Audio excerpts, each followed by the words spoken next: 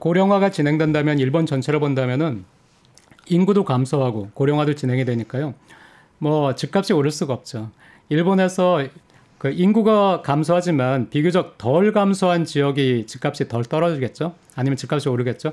그런데 그 인구 중에서 가장 중요한 것이 어린아이들 인구거든요. 0세부터 15세. 0세부터 15세 인구가 몰리는 곳이 집값이 안 떨어지거나 올라가요. 근데 결국에는 0세부터 15세 아이들 이면에는 30, 40대 부모가 있다는 거잖아요. 이 가장 돈을 많이 버는 계층이고 가장 그 부동산이 필요한 계층. 그러니까 0세부터 15세 인구가 사라지는 곳은 뭐 집값이 떨어질 수밖에 없고요. 일본 전체로는 0세부터 15세 인구가 사라지고 있으니까 일본 전체로는 집값이 떨어질 수밖에 없는 것이고 이걸 저는 너무나 절실하게 느끼거든요. 도쿄 외곽만 가도 같은 도쿄도인데 도쿄도에서 조금 23구를 벗어나서 조금 외곽만 가도 과거 같으면은 굉장히 좋은 배드타운이었는데 지금도 여전히 쾌적하고 공원도 있고 학교도 있고 쾌적하지만은 밤 7시만 되면은 뭐 세상이 뭐 너무 사람이 없어요. 밤 7시만 되면은 이것이 도쿄인가라고 생각할 정도로요. 그러니까 과거엔 그렇지 않았겠죠. 밤 7시에도 뭐 북적북적했겠죠. 근데 지금은 밤 7시만 되면 그러니까 그런 동네는 도저히 집값이 오를 수가 없어요. 그런데 일본에서 그렇다 보니까 도쿄에서 집값이 굉장히 높을 때는 계속해서 도쿄에서 사람들이 빠져나갔거든요. 빠져나가다가 한 2005년경 되니까 충분히 집값이 내려가고 나서 그때부터 다시 0세부터 15세 인구가 도쿄에서 늘기 시작했어요. 그때부터 다시 40대가 도쿄에 다시 온 거예요. 집값이 충분히 내렸으니까. 그리고 나서 그때부터 도쿄에서 이제 드디어 뭐 15년 만에 부동산이 반등을 하기 시작했거든요. 그리고 나서 2013년 정도부터는 양적 완화도 시작되고 유동성도 많이 풀리고 또 전 세계적으로 부동산도 올라가고 도쿄에서 인구는 계속 늘어나고 그 기업의 실적은 좋아지고 하니까 도쿄의 그 집값이 그 올랐고요. 근데 지방까지는 파급이 안 됐지만 지방에서도 그렇게 그 30, 40대 인구가 오는 뭐 삿포로라든가 그런 곳은 그 집값이 올랐는데 그 와중에서 양극화가 점점 심해졌거든요. 네.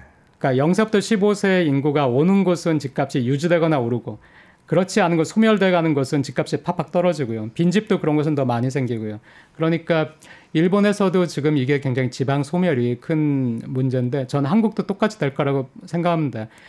그 균형적인 발전을 할 수 있느냐, 지방 소멸을 막을 수 있느냐 하는 거에 따라서 미래 집값은 달라질 거라고 생각하는데 한국 전체로 본다면 일본 전체처럼 고령화 사회에서 집값은 오를 수가 없어요. 집값 오를 수가 없지만은 그 집값의 양극화라는 것은 진행될 것이다 이렇게 생각합니다. 일본 집값은 계속해서 올랐어요. 과거 한국도 60년대, 70년대, 80년대 계속 올랐겠죠. 그것처럼 일본 집값은 60년대, 70년대 계속 올랐는데요.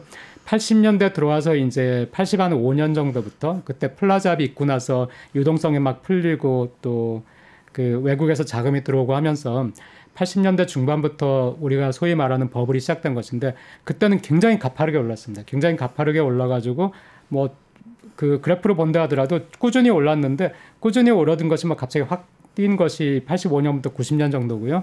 그때는 주가도 굉장히 가파르게 올랐고요. 그런데 90년 1월 들어서서 주식시장은 이제 내려가기 시작했어요. 폭락하기 시작해가지고 그때 주가는 버블이 끝났다라고 생각했지만 그때 일본인들은 지금 그 당시 문서를 다시 본다면은 버블이 끝났다, 버블이었다 이렇게까지 인식을 못했어요. 그냥 주가가 좀 내려갔다, 경기가 좀 후퇴하나 이 정도. 그렇기 때문에 집값은 안 내려갔어요. 집값은 여전히 집값은 뭐 오르는 경험밖에 안 했기 때문에 91년 그때까지 집값은 올라갔는데 주가가 1년 내내 내려가니까 91년 돼가지고 집값도 버티지 못한 거예요. 네. 그래서 91년 돼가지고 집값도 이제 내려가기 시작해서 주가의 버블은 90년에 끝난 것이고 1년 반 지나서 91년 중반 정도에 부동산 버블도 이제 꺼지기 시작한 거죠. 한 번 꺼지면은 어느 버블이나 마찬가지지만 먼저 파는 사람이 이기는 거잖아요. 그래가지고 그때부터는 계속해서 내려갔는데 이게 한번 반등하나 싶다가도 주가는 어느 정도 이 매일같이 주가는 변하는 것이니까 주가는 약간의 반등을 하면서도 또 떨어졌는데 이 부동산은 집계가 뭐 1년 단위 이렇게 나오는 거잖아요. 그러니까 연 단위로 본다면은 부동산은 뭐 계속 떨어져 가지고요. 한 15년 정도로 떨어지니까 이제 한 10년 정도 떨어지니까 제가 일본에 갔을 때는 부동산 산 사람들 또 젊은 사람들 대출 받아가지고 부동산 산 사람들은 떨어지는 경험밖에 안 했기 때문에 다들 후회하더라고요. 괜히 샀다.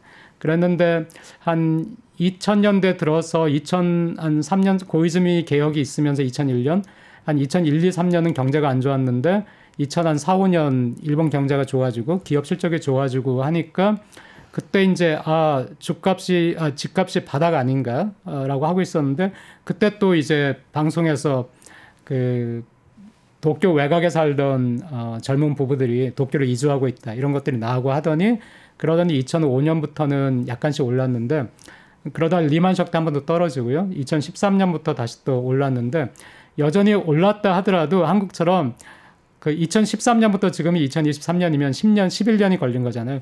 그 11년 사이에 도쿄에 있는 집이 뭐 2배가 됐느냐 하면 그건 아니에요. 네. 그 2배 정도 된 건 아니고 그래도 한 뭐 꽤 올랐죠. 많이 오른 것은 한 50% 그렇게 올랐을 거예요. 그러니까 그 정도 오른 게 지금 일본에서는 굉장히 오른 것이기 때문에 50% 정도, 10년에 50% 정도 오른 것이요. 지금 또 다시 도쿄에서 30, 40대 인구가 빠져나가기 시작한대요. 또다시 이걸 굉장히 높다고 또 인식을 하는 거예요. 그렇기 때문에 일본에서도 부동산도 이제 일본 그 도쿄 부동산도 이 정도가 한계가 아닌가. 인구가 또 빠져나가기 시작하니까 이렇게 하고 있습니다. 일본은 저는 주거 환경이 굉장히 안정돼 있다고 보거든요. 아직까지는. 도쿄에서 이제 너무 올라가지고 다시 또 젊은 인구가 빠져나간다는 얘기가 들리는데 그렇다면 주거 환경이 좀 불안정해지는 것인데 지금까지 일본의 그 주거 환경이란 굉장히 안정적이다. 이거 되게 부럽게 생각했는데 이 안정적인 주거 환경이 만약에 양극화가 너무 지속이 된다면은 그 사람들이 몰리는 곳에서는 굉장히 비싸질 테니까 주거 환경이 안 좋아지겠죠. 그래서 앞으로의 일본은 또 이 주거 환경이 어떻게 될지 모르겠어요. 근데 지금의 한국은 지금 현재도 주거 환경이 안 좋거든요.